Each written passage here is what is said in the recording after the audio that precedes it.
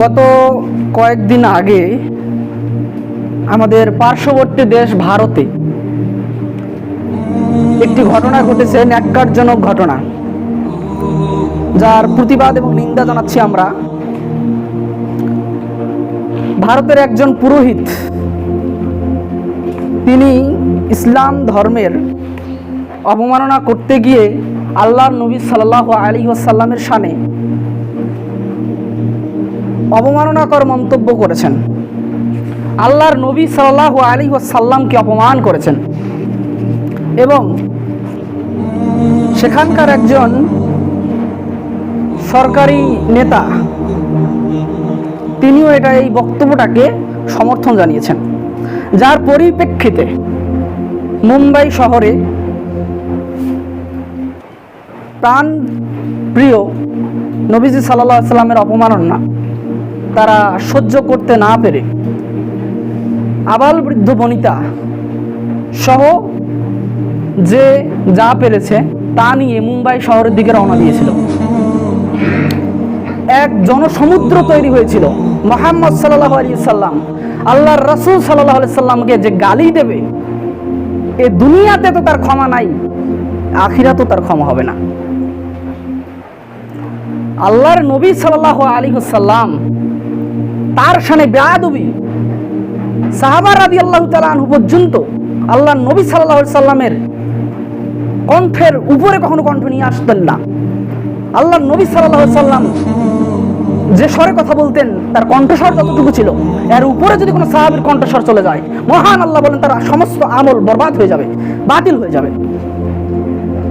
সেখানে একজন পুরোহিত মুহাম্মদ সাল্লাল্লাহু আলাইহি সাল্লামকে অপমাননাকর মন্তব্য করেছে, যার পরিপ্রেক্ষিতে সাধারণ মুসলমান, সারা পৃথিবীর মুসলমান, তাদের হৃদয়ে রক্তক্ষরণ হয়েছে এবং তার প্রতিবাদে এরা সকলেই মাঠে নেমেছে এবং এটার প্রতিবাদ জানিয়েছে। মুম্বাই শহরে তারা রওনা দিয়েছিল এবং অফিসিয়ালি তারা একটা হিন্দু রাষ্ট্র, আমরা চাইলে আন্দোলন করে অনেক কিছু করতে পারি, তারা তেমন কিছু করতে পারবে না। তবে তারা প্রকাশ করেছে যে না, আমরা আমাদের হাতে যতটুকু ছিল ততটুকু দিয়ে আল্লাহর নবী সাল্লাল্লাহু আলাইহি ওয়াসাল্লামের শানে যারা বেয়াদবি করেছে তাদের বিরুদ্ধে আমরা আওয়াজ তুলেছি। যার যে অবস্থান ছিল, যে যতটুকু পেরেছে ততটুকু থেকে আওয়াজ তুলেছে। কিন্তু মুসলমান আজকে দেখেন, আল্লাহর নবীর শানে যখন কেউ কটূক্তি করার সাহস দেখায়, আল্লাহ তাআলা বলছেন সূরা আহজাবের 33 নম্বর আয়াতে আল্লাহ সুবহানাহু ওয়া তাআলা বলছেন, নিশ্চয়ই যারা আল্লাহ এবং আল্লাহর রাসূলকে কষ্ট দেয়, নিশ্চয়ই যারা আল্লাহ এবং আল্লাহর রাসূলকে অপমান করে, আল্লাহ তাদের দুনিয়া এবং আখিরাতে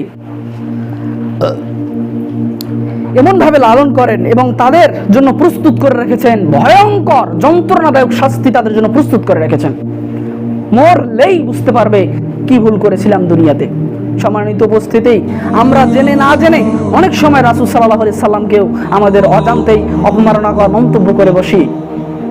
তারা তো হিন্দু, তারা তো পুরোহিত, তারা তো তাদের ধর্মের কথা বলতে গিয়ে অন্য ধর্মকে গালি দেবে, আল্লাহ রাসূল সাল্লাল্লাহু আলাইহি সাল্লামকে গালি দেবে, এটা স্বাভাবিক।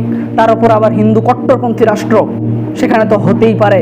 কিন্তু যখন আমরা আমাদের বাংলাদেশের মুসলমান, সারা পৃথিবীর মুসলমান, আপামর জনতা, তৌহিদি জনতা যখন কথায় কথায় বলতে গিয়ে নিজের অজান্তেই যখন আল্লাহ রাসূল সাল্লাল্লাহু আলাইহি সাল্লামকে অপমান করে বসে, তখন হৃদয়ে রক্তক্ষরণ কারো হয় না। কারণ মানুষ তখন বুঝতেই পারে না যে আল্লাহর শানে, আল্লাহর নবীর শানে কত কটূক্তিজনক কথা দ্বারা বলতেছে, প্রচার করতেছে। সম্মানিত উপস্থিতি, তার একটু কথা বলতে গিয়ে বলতে চাইবো আমি, আপনারা অবগতিতে আছেন, অনেকে দাবি করে যে আল্লাহর নবী সাল্লাল্লাহু আলাইহি ওয়াসাল্লাম তিনি গায়েবের খবর জানেন, মানে অদৃশ্যের খবর জানেন। এটা নিয়ে অনেক দিন অনেক কথাই হয়েছে। আবারও এখানে টানছি বোঝার জন্য। রাসূল সাল্লাল্লাহু আলাইহি ওয়াসাল্লাম অতীত ভবিষ্যৎ সম্পর্কে জানতেন না।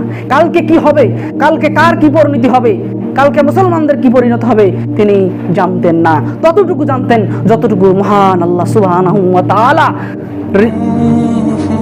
ওহীর মাধ্যমে জানিয়েছেন, ঠিক ততটুকুই জানতেন। সম্মানিত উপস্থিতি, যখন কেউ বলে যে আল্লাহর রাসূল সাল্লাল্লাহু আলাইহি ওয়াসাল্লাম তিনি ভবিষ্যৎ সম্পর্কে জানেন, তার মানে তিনি আল্লাহর নবীর শানকে, মানকে বাড়ালেন না, বরং আল্লাহর নবী সাল্লাল্লাহু আলাইহি ওয়াসাল্লামের শান এবং মানকে নিচু করলেন।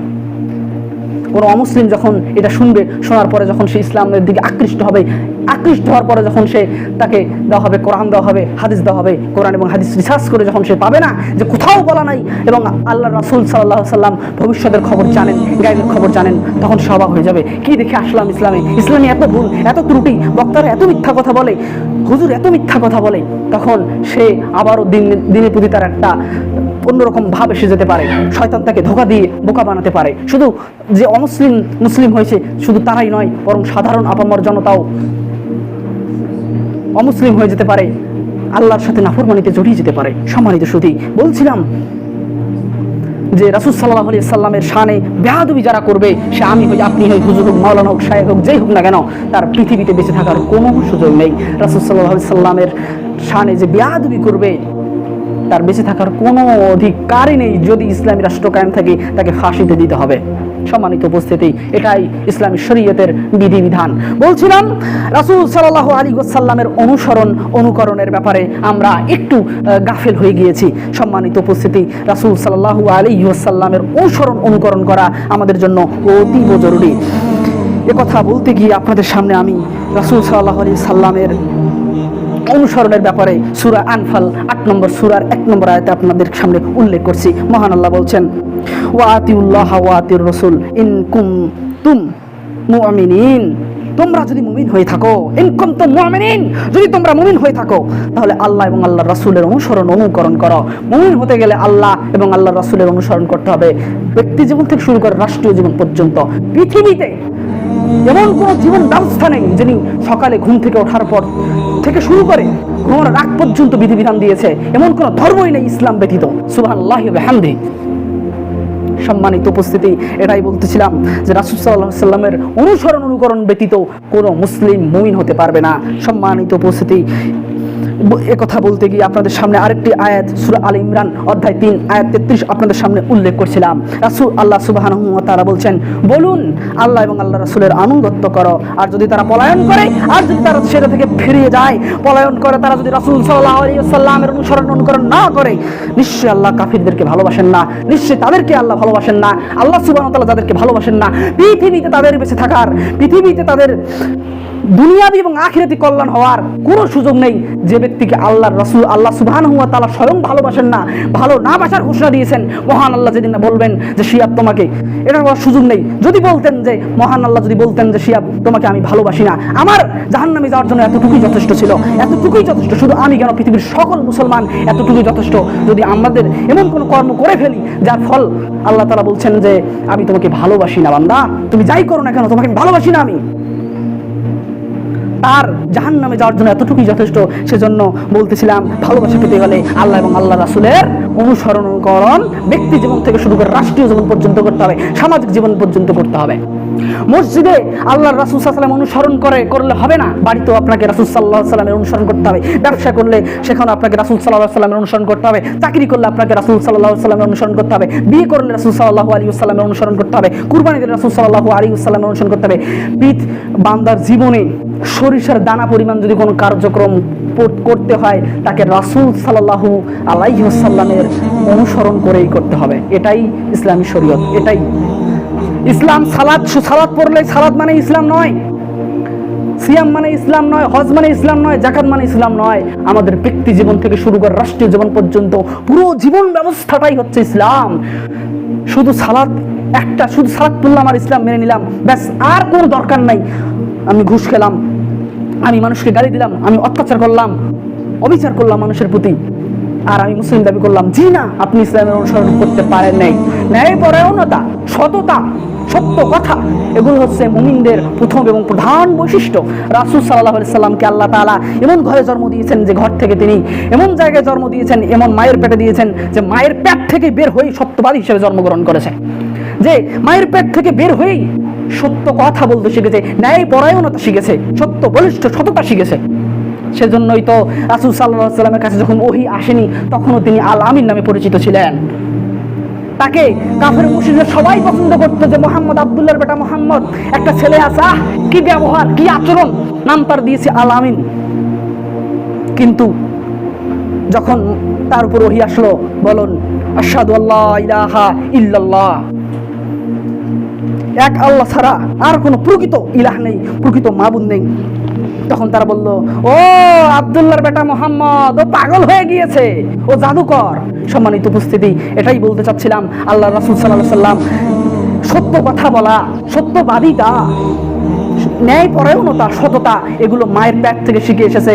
আল্লাহ তাআলা তাকে তাওহীদের মাধ্যমে নতুন করে শেখায়নি, বরং আগে থেকেই শিক্ষা দিয়েছিল। এটাই হচ্ছে কারণ। মুসলমানরা যেদিন সত্যবাদী হবে, মুসলমানরা যেদিন সততা ধরে রাখতে পারবে, মুসলমান যেদিন ন্যায় পরায়ণ হতে পারবে, সেদিনই তারা ইসলামের খেদমত করতে পারবে, সেদিনই তারা সত্য ইসলামের বিধিবিধানকে নিজের জীবনে গ্রহণ করতে পারবে, সেদিনই তারা ব্যক্তি জীবন থেকে রাষ্ট্রীয় জীবন পর্যন্ত ইসলামের বিধিবিধান মেনে চলতে পারবে। এটাই হচ্ছে ইসলামী শরীয়ত। সম্মানিত উপস্থিতি, এটা বলতে গিয়ে আমি আরেকটি ব্যাপার বলছি যে সূরা হাসর 59 নম্বর সূরার 7 নম্বর আয়াতে আল্লাহ সুবহানাহু ওয়া তাআলা বলছেন যে রাসূল তোমাদেরকে যা দেন তা গ্রহণ করো এবং যা নিষেধ করেন তা থেকে বিরত থাকো, আর আল্লাহকে ভয় করো, নিশ্চয়ই আল্লাহ কঠোর শাস্তি দাতা। সম্মানিত উপস্থিতি, সূরা হাসরের এই 59 নম্বর আয়াত আমাদেরকে স্মরণ করিয়ে দিচ্ছে যে রাসূল সাল্লাল্লাহু আলাইহি ওয়াসাল্লাম আমাদেরকে যা দিবেন, মানে তিনি যা বলবেন আমাদেরকে ঠিক তাই অনুসরণ করতে হবে, এবং তিনি যা বিরত থাকতে বলবেন কোনো প্রশ্ন ছাড়াই একেবারে আঙ্গুল মুখে গুজে দিয়ে সেটাই মেনে নিতে হবে, প্রশ্ন করার কোনো সুযোগ নেই। একটু আগে আপনাদের সামনে একটা আয়াত তেলাওয়াত করলাম, সূরা আনফাল, ওয়া আতিউল্লাহ ওয়া আতিউর রাসূল। এটা হচ্ছে সূরা আনফাল। তবে আরেকটা আয়াত আছে যেখানে বলা হয়েছে ইয়া আইয়ুহাল্লাযিনা আমানু ওয়া আতিউল্লাহ ওয়া আতিউর রাসূল ওয়া উলিল আমরি মিনকুম। এখানে উলুল আমরি নেই, কিন্তু ওই আয়াতে উলুল আমরি মিনকুম বলা হয়েছে। এখানে একটি শব্দ চয়নের দিকে আপনাদের লক্ষ্য করতে বলবো, ইয়া আইয়ুহাল্লাযিনা আমানু, হে ঈমানদারগণ শোনো। এরপর আয়াতটা হচ্ছে গুরুত্বপূর্ণ, আতিউল্লাহ, মানে আতিউ। এই আতিউ শব্দটা যখন ব্যবহার করা হয়, এই শব্দের ব্যবহার যেখানেই করা হয় সেখানে আর কোনো দ্বিতীয়বার প্রশ্ন করার কোনো সুযোগ থাকে না। তার মানে আতিউল্লাহ মানে আল্লাহর অনুসরণ করো। আতিউ শব্দটা রয়েছে, এজন্য আল্লাহর অনুসরণের ক্ষেত্রে কোনো প্রশ্ন হবে না। প্রশ্ন কে করেছিল? ইবলিস প্রশ্ন করেছিল। আল্লাহ তাআলা বলেছিল আদমকে, মাটির আদমকে আমি বানালাম, ফেরেশতারা তোমরা তাকে সিজদা করো। প্রশ্ন করলো ইবলিস যে আল্লাহ, সিজদা করবো আমি মাটির আদমকে, কেন করব? সে তো মাটি দিয়ে তৈরি, আমি আগুন দিয়ে তৈরি। আগুনের ধর্ম হচ্ছে উপরের দিকে ওঠা, মাটির ধর্ম হচ্ছে নিচেই পড়ে থাকা। যে নিচে পড়ে থাকে তাকে আমি সিজদা কিভাবে দিতে পারি? ইবলিস প্রশ্ন করেছিল আল্লাহর ব্যাপারে, আল্লাহকে প্রশ্ন করেছিল। তো ইসলামে আল্লাহর শরীয়তের ব্যাপারে কোনো প্রশ্ন হয় না। যে প্রশ্ন করবে সে গাফেল হয়ে যাবে। এবং এইভাবে প্রশ্ন করেই কিন্তু কিছু মুসলিমেরা তারা আল্লাহ দ্রোহী হয়ে গেছে, তারা নাস্তিক হয়ে গেছে। সম্মানিত উপস্থিতি, এরপরের অংশে বলছে আতিউর রাসূল, তোমরা রাসূলের অনুসরণ করো। আতিউল্লাহ ওয়া আতিউর রাসূল, আতিউর রাসূল, এই যে আতিউ শব্দটা এখানে ব্যবহার করা হলো, তার মানে কি রাসূল সাল্লাল্লাহু আলাইহি ওয়াসাল্লামের অনুসরণের ক্ষেত্রে কোনো প্রশ্ন হবে না। কেন আমরা নামাজে বসে 2 সিজদা দিব আর এরকম ধরনের নানান প্রশ্ন আমাদের মাথায় আসে? ইসলামের শরীয়তের ব্যাপারে এরকম প্রশ্ন করা জায়েজ নাই। কেন নাই? ইসলামের শরীয়ত যতটুকু বলেছে ঠিক ততটুকুই জানবো। যতটুকু বলেছে মাওলানা, হাফেজ সাহেব, কারি সাহেব, শায়েখ, মাশায়েখ, আলেম ওলামা, মুহাদ্দিসিনে কেরাম, তাবেঈন এবং কি সাহাবা, তারাও কিছু বলতে পারবে না। কেন? আল্লাহ এবং আল্লাহ রাসূল যতটুকু বলেছেন ঠিক ততটুকুই, বাড়ানোর কোনো সুযোগ রাখেনি। কারণ আল্লাহ রাসূল সাল্লাল্লাহু আলাইহি সাল্লাম দিন ইসলামকে পূর্ণ করে দিয়ে গেছেন। সম্মানিত উপস্থিতি, কেউ যদি এরকম করতে যায় তার মানে সে প্রমাণ করছে আল্লাহ রাসূল সাল্লাল্লাহু আলাইহি সাল্লাম রিসালাতের ক্ষেত্রে, তার দাওয়াতের ক্ষেত্রে দিন সে পূর্ণ করতে পারেনি এবং আল্লাহর আয়াতকে সে অস্বীকার করলো। এভাবে সে আল্লাহ দ্রোহী হয়ে গেল, রাসূল দ্রোহী হয়ে গেল, আর রাসূলকে অপমাননা করলো। কিন্তু আমাদের হৃদয়ে রক্তক্ষরণ হয় যখন আমরা পার্শ্ব দেশে দেখি মুহাম্মদ সাল্লাল্লাহু আলাইহি সাল্লামকে গালি দেয়, বাংলাদেশের নাস্তিকরা গালি দেয়, তখন হৃদয়ে রক্তক্ষরণ হয়। স্বাভাবিক, হতেই হবে। যদি মুসলিম হতে চায় হতেই হবে তার হৃদয়ে রক্তক্ষরণ। কিন্তু আমার হৃদয়ে রক্তক্ষরণ আরও হয়, অনেক বেশি হয়, যখন দেখি কোনো মুসলমান বলছে যে না, রাসূল সাল্লাল্লাহু আলাইহি সাল্লাম এটা করেছেন ঠিক আছে, তবে আমি মুসলমান, রাসূল সাল্লাল্লাহু আলাইহি সাল্লামের আগের গুনাহ পাশের গুনাহ সব মাফ করে দিয়েছে, আমাকে একটু বেশি করতে হবে। রাসূল সাল্লাল্লাহু আলাইহি সাল্লাম করেননি তো কি হয়েছে, আমরা করলে ক্ষতি কোথায়? এরকম কথা যখন আসে হৃদয়ে রক্তক্ষরণ হয়। আল্লাহ রাসূল সাল্লাল্লাহু আলাইহি সাল্লাম যতটুকু দিয়েছেন ঠিক ততটুকুই, বাইরে যাওয়ার কোনো সুযোগ নেই। সম্মানিত উপস্থিতি, আমাদের মহান আল্লাহ তাআলা বোঝার তৌফিক দান করুন। সুবহানাকাল্লাহি ওয়া বিহামদিহি ওয়া আশহাদু আল্লা ইলাহা ইল্লা আনতা।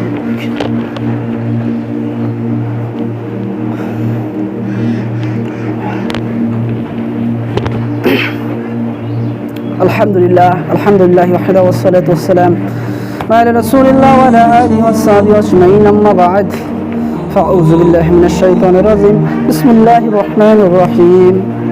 কত বাজে? 17।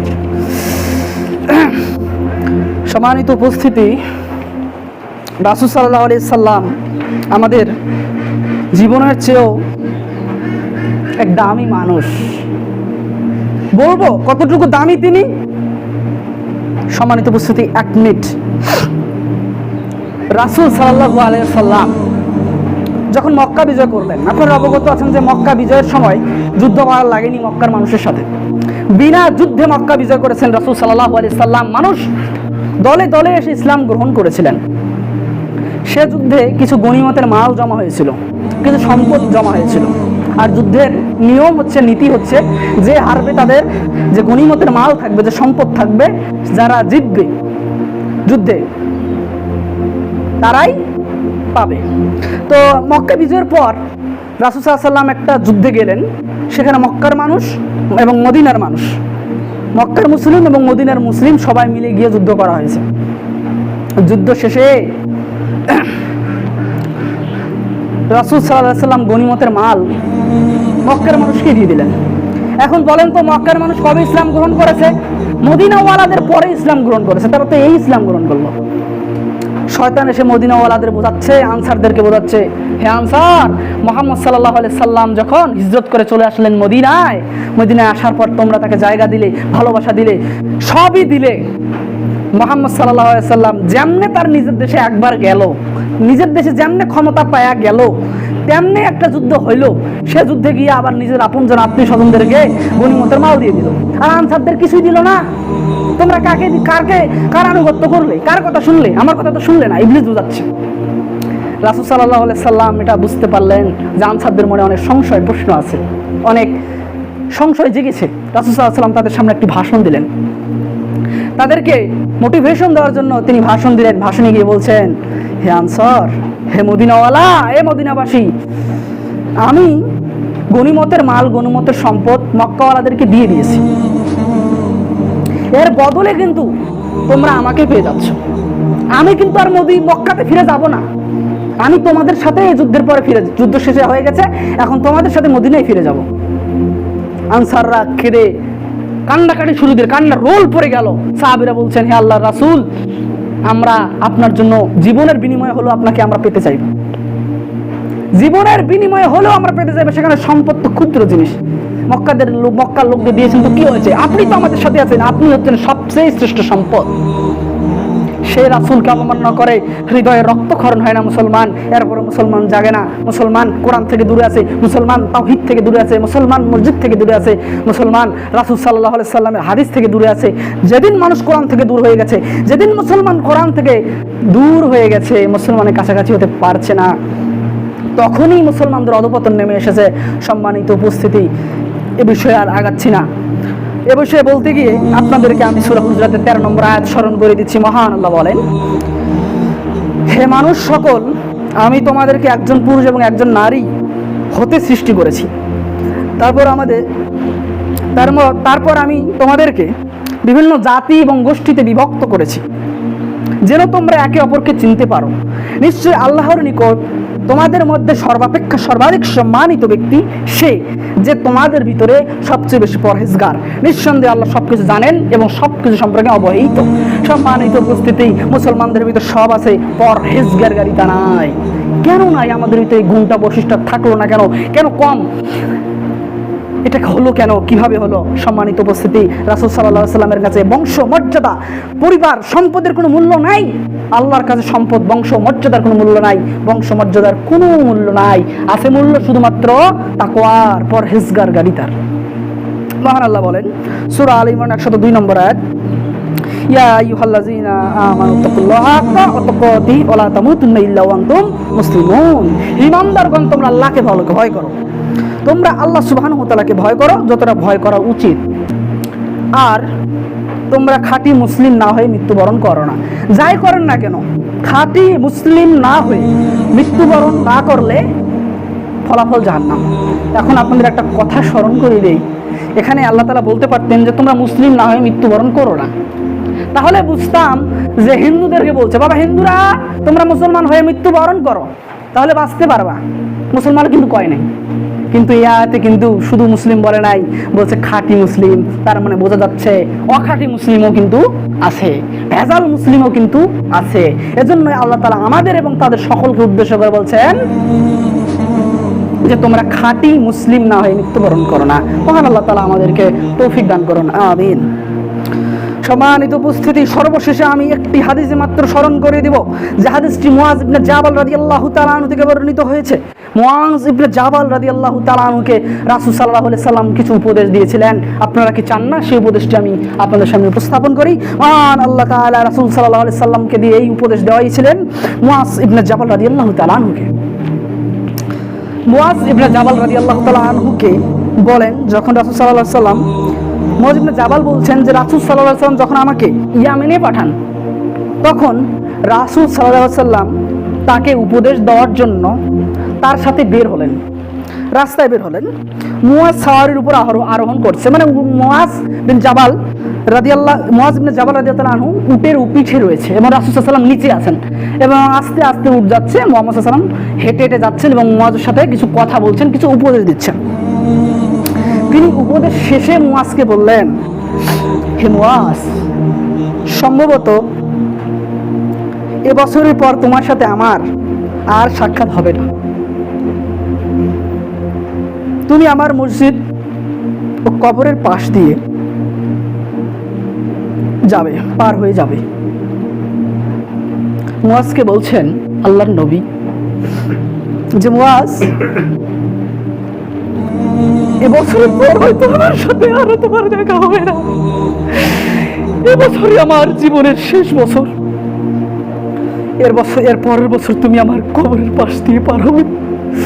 মুআজ বিন জাবাল রাদিয়াল্লাহু তাআলা আনহু কাঁদতে লাগলেন। তিনি কাঁদতে কাঁদতে রাসূল সাল্লাল্লাহু আলাইহি সাল্লাম চিৎকার করতে লাগলেন এবং মদিনার দিকে যাওয়ার সময় বারবার ফিরে ফিরে তাকাচ্ছিলেন। মুআজ ইবনে জাবাল রাদিয়াল্লাহু তাআলা আনহু বারবার মদিনার দিকে ফিরে দেখলেন। তারপর নবী সাল্লাল্লাহু আলাইহি সাল্লাম বুঝতে পারলেন যে মুআজ ইবনে জাবাল রাদিয়াল্লাহু আনহু কষ্ট পেয়েছে। রাসূল সাল্লাল্লাহু আলাইহি সাল্লাম বললেন, এ হচ্ছে আমার পরিবার। তারা মনে করে, মানুষেরা মনে করে যে মক্কায় যারা রয়েছে, আমার আশেপাশে রয়েছে যারা, তারাই হয়তো আমাদের পরিবার, আমার পরিবার। কিন্তু না, পৃথিবীর যেখানে যে প্রান্তে তাওহীদে উলুহিয়াত বিশ্বাস করবে, তাওহীদের প্রতি বিশ্বাস স্থাপন করবে, পরহেজগারগারিতা অবলম্বন করবে, তাকওয়া অবলম্বন করবে, তাকওয়াশীল ব্যক্তি হবে, তারাই আমার পরিবার। সে বাংলাদেশে হতে পারে, পাকিস্তানে হতে পারে, ভারতে হতে পারে। যে ব্যক্তি, যে পুরোহিত মুহাম্মদ সাল্লাল্লাহু আলাইহি সাল্লামকে গালি দিয়েছে, তার পাশের বাড়ির মুসলিমও আল্লাহর রাসূলের পরিবারের অংশ হতে পারে যদি সে তাকওয়াশীল এবং আল্লাহ ভীরু হয়। এটাই হচ্ছে বড় উপদেশ। মানুষ পরহেজগারগারিতা অবলম্বন করবে। মুআজ ইবনে জাবাল রাদিয়াল্লাহু তাআলা আনহুকে এই তাকওয়া অবলম্বন করার ব্যাপারে উপদেশ দিয়ে গেলেন। রাসূল সাল্লাল্লাহু আলাইহি সাল্লামের পরে আর মুআজ ইবনে জাবাল রাদিয়াল্লাহু তাআলা আনহুর আর সাক্ষাৎ হয়নি এবং মুআজ ইবনে জাবাল রাদিয়াল্লাহু তাআলা আনহু সবাইকে হাদিসটি শোনাতেন যে মুহাম্মদ সাল্লাল্লাহু আলাইহি সাল্লাম মৃত্যুর আগে আমাকে এই হাদিসটি, এই উপদেশটি স্মরণ করিয়ে দিয়ে গেছেন। হে মুসলিম, হে ঈমানদারগণ, তোমরা কি এই উপদেশ গ্রহণ করবে না? তোমরা কি তাকওয়াশীল হবে না? তোমরা কি তাকওয়া অবলম্বন করবে না? পরহেজগারগারিতা অবলম্বন করবে না? তোমরা কি আল্লাহকে ভয় করবে না? কবে ভয় করবে? মৃত্যুর আগে। মৃত্যু যে কখন এসে যাবে, রাস্তা দিয়ে হেঁটে যাচ্ছেন, অ্যাক্সিডেন্টে মারা গেল, আহা, হলো না, তাকওয়াশীল হতে পারলেন না। মৃত্যুর আগেই তাকওয়াশীল হতে হবে, মৃত্যুর আগেই প্রকৃত মুসলিম হতে হবে, না হলে ফলাফল জাহান্নাম। সম্মানিত উপস্থিতি, সময় অতিক্রান্ত হয়ে গেছে, তার জন্য আমি ক্ষমা চাচ্ছি। মহান আল্লাহ সুবহানাহু ওয়া তাআলা আমাদেরকে কথাগুলো বোঝার এবং আমল করার তৌফিক দান করুন, আমিন। যে কথাগুলো ছিল শুধু আপনাদের জন্য নয়, এই কথাগুলো প্রথমে আমার জন্য, এটা রিমাইন্ডার হিসেবে কাজ করবে। আমি নিজেকে এ ব্যাপারে নসিহা করব, আপনাদের করব, আপনারাও নিজেদের করবেন, অন্যদেরকেও করবেন। এটাই হচ্ছে মুসলিমদের একটি বৈশিষ্ট্য। মহান আল্লাহ তাআলা আমাদেরকে বোঝার এবং আমল করার তৌফিক দান করুন। মহান আল্লাহ সুবহানাহু ওয়া তাআলা আমাদের তাওহীদের উপর অটল থাকার তৌফিক দান করুন। আমাদের পরিবারের ভিতর যারা গাফেল রয়েছে, যারা দিন থেকে দূরে রয়েছে, মহান আল্লাহ তাদেরকে দিনে ফিরিয়ে আন, আমিন। মহান আল্লাহ তাআলা যারা পৃথিবীতে পাপী রয়েছে, আমরা যারা রয়েছি পাপী, আমাদের সবাইকে তওবা করে মৃত্যুর আগে মুখলেস বান্দা, প্রকৃত ইমানদার হয়ে মৃত্যুবরণ করার তৌফিক দান করুন, সকলে বলে আমিন। মহান আল্লাহ সুবহানাহু ওয়া তাআলা মুআয ইবনে জাবাল রাদিয়াল্লাহু আনহুর আনহুকে দেওয়া এই উপদেশগুলো আমাদের নিজেদের জীবনে বাস্তবায়ন করার তৌফিক দান করুন, আমিন। মহান আল্লাহ তাআলা আমাদের পরিবারকে হেফাজত করুন, দ্বীন ইসলামের উপর অটল রাখুন, আমাদেরকেও দ্বীন ইসলাম এবং সিরাতুল মুস্তাকিমের পথে অটল এবং অবিচল থাকা তৌফিক দান করুন, আমিন। যদি আমার কথায় কষ্ট পেয়ে থাকেন ক্ষমা সুন্দর দৃষ্টিতে দেখবেন, আমিন। ওয়া আখিরু দাওয়ানা আলহামদুলিল্লাহি রাব্বিল আলামিন। সুবহানাকাল্লাহুম্মা ওয়া বিহামদিক ওয়া আশহাদু আল্লা ইলাহা ইল্লা ওয়া আনতা আস্তাগফিরুকা ওয়া আতুবু ইলাইক। আসসালামু আলাইকুম ওয়া রাহমাতুল্লাহি ওয়া বারাকাতুহু।